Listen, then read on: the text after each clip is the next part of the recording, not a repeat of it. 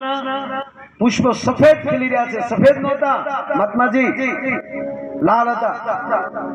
એટલે એણે કીધું, મહોદય આપના ચરણોમાં પ્રણામ, આપ કથા સાંભળો.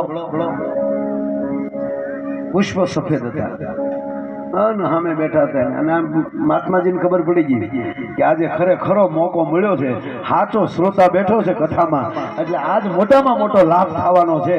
અને આવો વિરોધ જે લંકામાં હાજર હોય એ જ કરી શકે, બીજો ન કરી શકે. અને આ તાકાતથી કહે છે કે નહીં, એમ કહેતા કહેતા સામે કહેવાય ગયું, મહારાજ હવે બંધ કરો. પુષ્પો લાલ હતા કારણ કે હું ત્યાં હતો. તો કોણ હોય? હનુમાનજી મહારાજ.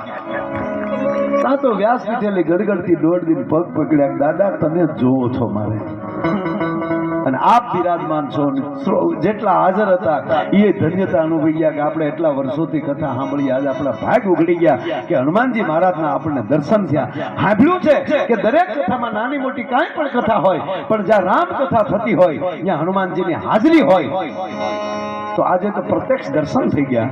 બેસો બેસો કરીને પછી કથા ચાલુ કરી. એમ કરી કાઢવી નહીં.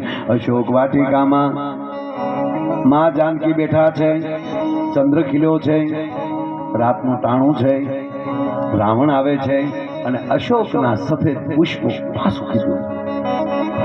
લાલવાજી કેલાભાઈ કીધું રે કે ના મહારાજ, ના હનુમાનજી મહારાજ, ભલે તમે હાજર હતા, હું હાજર નહોતો, પણ અમારી કથા ખોટું ન બોલે, વ્યાસપીઠ ખોટું ન બોલે, પુષ્પો સફેદ હતા.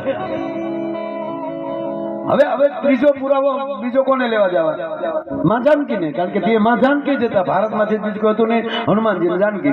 કાંક તો હાલો જાય માં જાનકી પાયો. આને થયું સંત મહાપુરુષને કે આ ભાગ ઉઘડી ગયા, હનુમાનજીના દર્શન થયા, એટલે હવે માં જાનકીના દર્શન થશે. અને જાનકીના દર્શન થાય એટલે અખિલ બ્રહ્માંડના માલિકના મને દર્શન થઈ જાય. વર્ષોથી જેમ કથા વાંચું છું એનું મને કલ્યાણ થઈ ગયું કે હાલો જાનકીમાં પાસે. હનુમાનજી મહારાજ આ સંતને લઈ અને સીધા જાનકીજી પાસે જાય, દંડવત પ્રણામ કરે. હનુમાન, આ કોણ છે? માં, આ બહુ સારી કથા વાંચે છે, આપની કથા વાંચી રહ્યા હતા, અને આપને તો માં ખબર છે કે હું જ્યાં મારા રઘુનાથજીની કથા થતી હોય ત્યાં મારી અવશ્ય હાજરી હોય. હું પોતે સાંભળી રહ્યો હતો, પણ આને માં ગલોંદા માર્યા. માં જાનકીએ કીધું કે કોઈ દી શ્રોતા એ વક્તાના ગલોંદા ન કહેવાય. માં બોલ્યા.